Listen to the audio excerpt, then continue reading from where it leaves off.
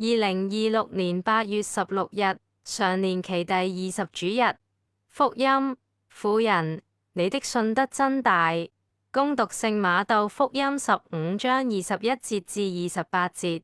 那時候，耶穌退往提洛及漆冬一帶，看，有一個客納罕婦人從那地方出來，大聲呼喊，說：主，達味之子，可憐我吧！我的女兒被魔鬼糾纏得好苦啊！耶穌卻一句話也不回答他。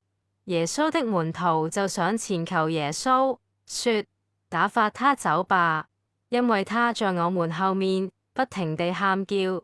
耶穌回答說：我被派遣，只是為了以色列家迷失的羊。那婦人卻前來叩拜耶穌，說：主，幫助我吧。耶穌回答說：拿兒女的餅扔給小狗是不對的。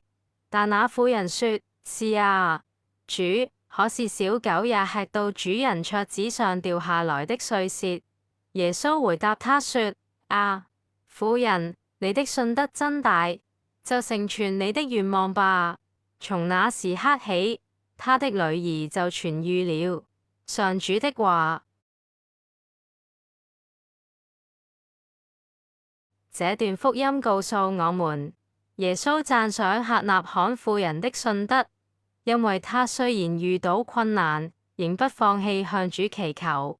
只要我們謙卑、堅持並信賴耶穌，他必會垂聽我們的祈禱。天主的慈愛和救恩是為所有人的。天主，你為愛你的人準備了眼所未見的真福。請把你的愛情傾注在我們心中，使我們愛你在萬有之中，並愛你在萬有之上，以獲得遠超我們所想望的恩許。因你的聖子，我們的主耶穌基督，他和你及聖神是唯一天主，永生永王。阿們。只要我們謙卑堅持並信賴